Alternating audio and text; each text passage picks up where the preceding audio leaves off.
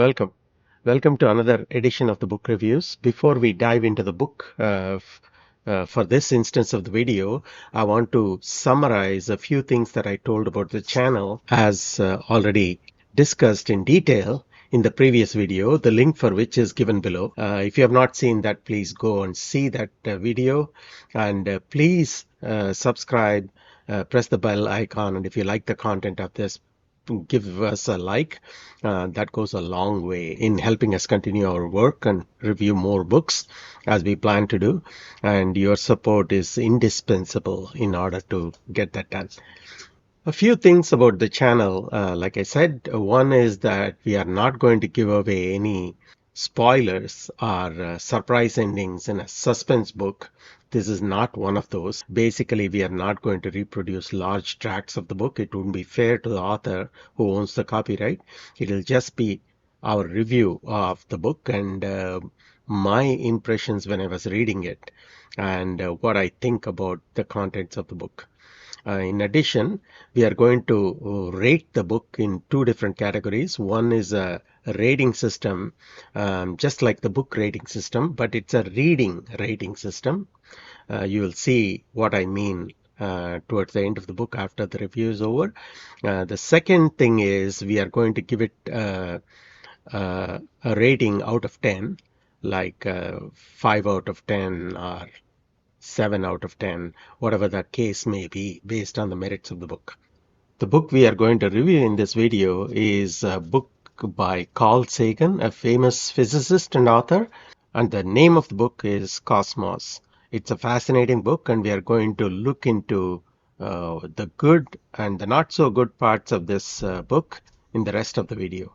Knowing what the book is about, let's talk about the author first, Carl Sagan. Carl Sagan is a very famous physicist, and also he's a very famous author. He also created a TV series called Cosmos, which is considered to be one of the most watched science programs ever. Even though he was a professor, first he was a professor in Harvard, and his interests are wide-ranging, as you will see in the review of this book as well in a few minutes. When he was in Harvard, he was not given tenure in Harvard, and the reason for that is that he had interest in too many areas, and the Harvard professors are expected to be experts in one area. And that is ironic because Cornell, which was just getting started and progressing, wanted to build up their academic qualifications, offered him a job and a tenure, and he spent the rest of his professional life there. And I cannot but wonder if Harvard professors who made that decision were kicking themselves later when he rose to fame. He also, in spite of the fact that he was a professor and a research scholar, he won journalistic prizes for his books and for his TV series. He won the Pulitzer Prize in his lifetime. He also has written many books, the Cosmos being one of the most famous, but he has written other books which have been topping the bestseller list consistently. He grew up in Brooklyn, and he had a Ukrainian ancestry. He was Jewish. He talks about many of those things in the book that he has written. We are going to see more details of the book and its contents, and that's what this video is all about. But one thing I want to tell you is that there are some authors who are extremely enthusiastic about the subject matter. Doesn't matter what the subject matter is, their enthusiasm comes out very clearly in their writing, and Carl Sagan is definitely one of those. The other examples that I can give you are Sapiens by Yuval Noah Harari.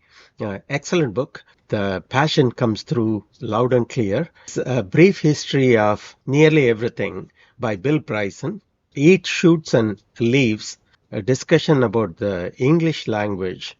If you read any of these books, including this Cosmos book, the passion of the author comes through very clearly, and it's infectious. So as you read, whether you're a layman or whether you're interested in that field, you get carried away by the enthusiasm, and you actually absorb a sense of wonder in that book. And Carl Sagan is gifted with that kind of quality, and it comes through in every page of the book. Since he is interested in cosmos and therefore space, he also served as an advisor to NASA when he was in the university. He talks a little bit about that as well in the book. One of the things that comes through very clearly is his wide-ranging interest in a number of subjects, and the way he writes about them is absolutely fantastic.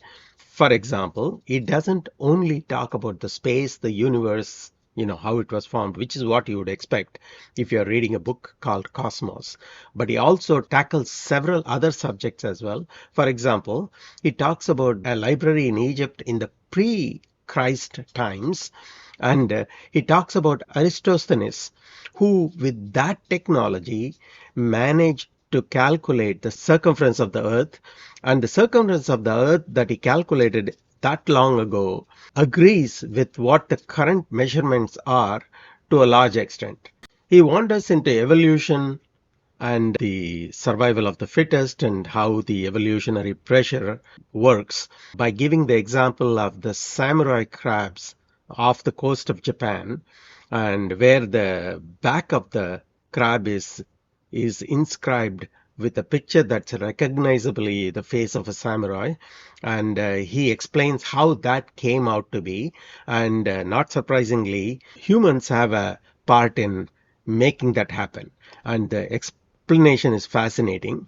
If you are interested in those kind of things, I would encourage you to borrow from a library or from a friend or buy the book and read it. His wide-ranging interests take him into the science of word origins or etymology, where he talks about the word menstrual as in menstrual cycle, and he describes how this came from a root word denoting the moon, and why menstrual cycle was so named based on the beliefs of the past.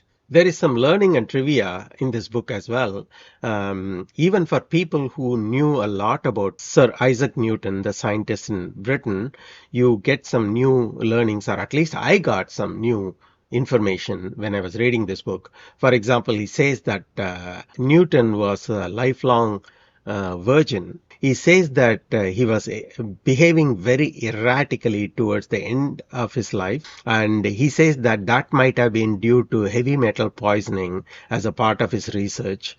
Even staying within the main subject, which is the universe and the cosmos, his descriptions are fascinating, and his power of description comes out very clearly when he talks about Venus, for example. Venus revolves around itself like Earth does once in 243 days. So if you lived in Venus, for example, a day would be equivalent to almost a year, or 243 Earth days. So there will be sunlight all the way through, and then half of the time it'll be dark. Venus revolves around itself in a way that's opposite to how the other planets revolve. And what is the significance of it? For example, if you lived in Venus again, the sun would be rising in the west and setting in the east, which would be unusual for a person who's used to other planets. So I guess that if there is an argument in Venus, they would say that I will pay you back the money when the sun rises in the east. Leaving Venus in the solar system, let's move on to Jupiter. When talking about Jupiter, Carl Sagan has surprises packed in it for me as well. And he says that if Jupiter was a little bit bigger, it would have turned into a star because the pressures at the core of that planet would have caused a fusion reaction, and that's how stars are formed.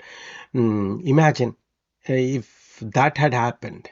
We would have had two suns with very little nighttime and light throughout the day from one sun or the other.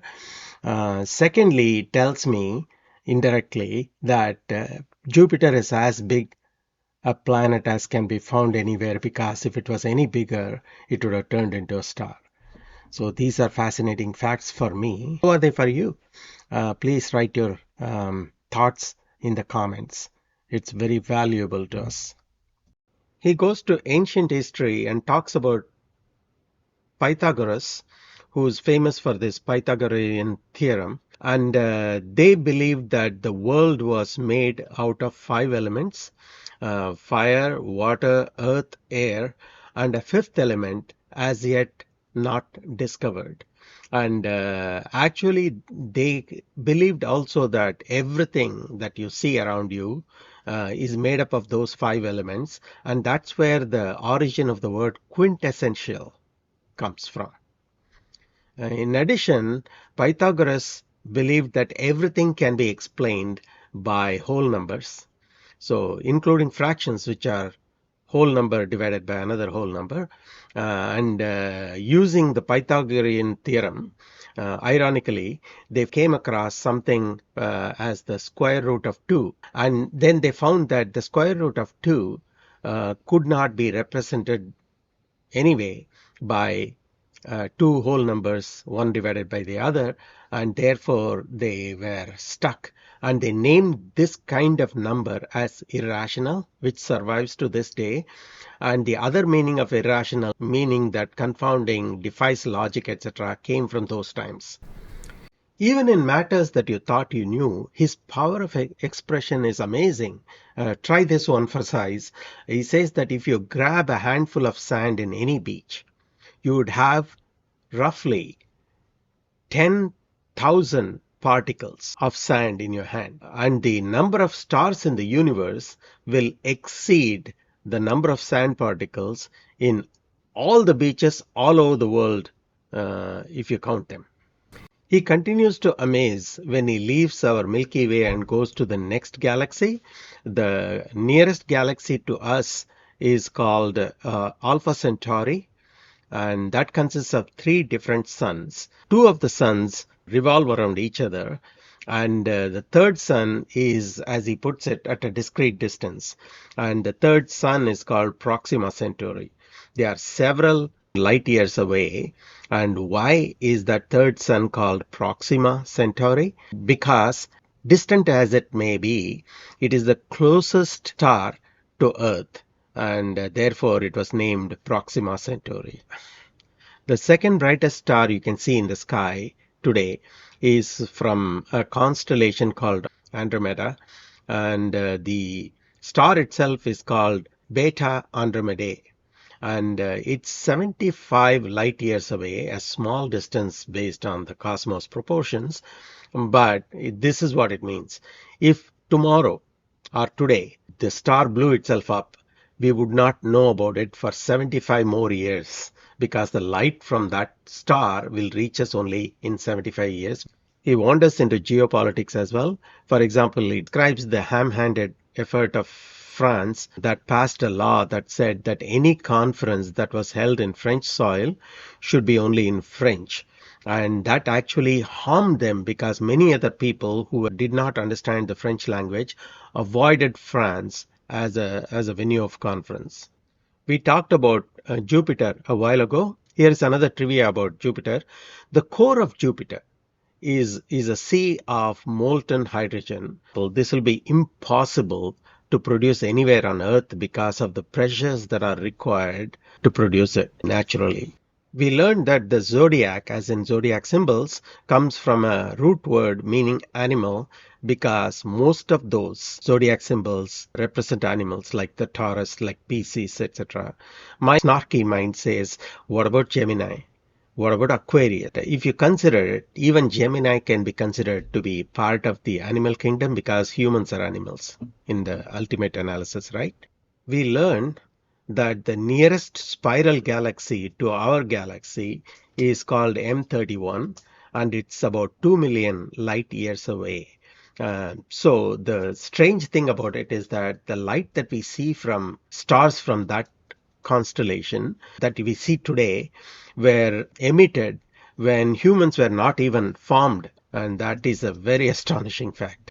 And he talks eloquently about the destruction of stars and the creation of new stars from that. I'm not going to go into all those details, but one fact stands out for me. Larger stars than Sun, and there are many in the universe, will become black holes instead of red dwarfs, like the Sun would become. You learn a lot. and you definitely are entertained throughout the book. Even if you are not a fan of astronomy, I would recommend that you read it just for the pure joy of reading.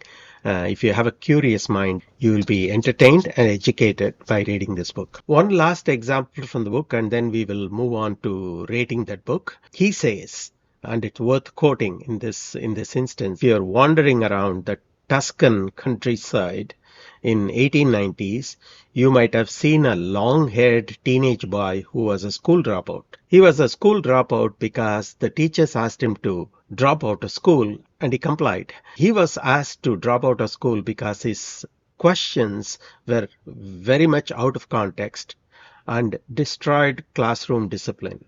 And the guy who was wandering around, the teenage boy, his name was Albert Einstein. And later he became, of course, world famous.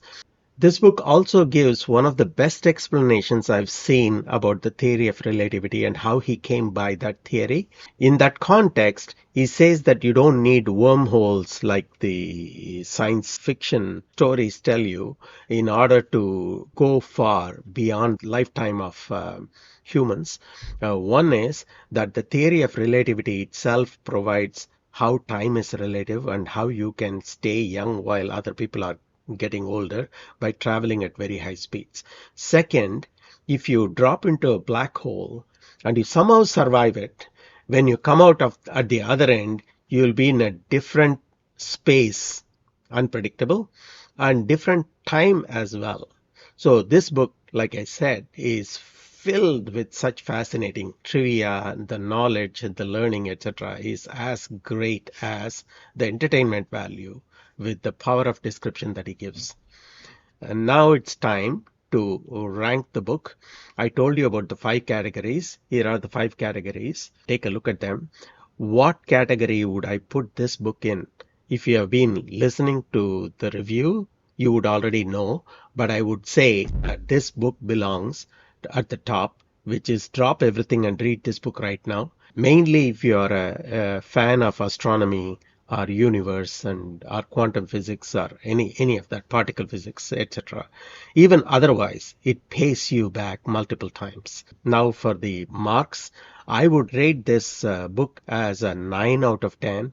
It's an excellent book. There is no doubt about it. And I would like to hear now your views on what you thought about the book. Did you like it? Did you not like it? Did you find any issues there that I haven't mentioned?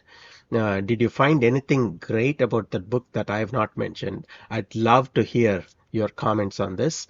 And once again, thank you very much for attending. Thank you very much. If you have subscribed, if you have not subscribed, I would request you once more to please subscribe to this channel.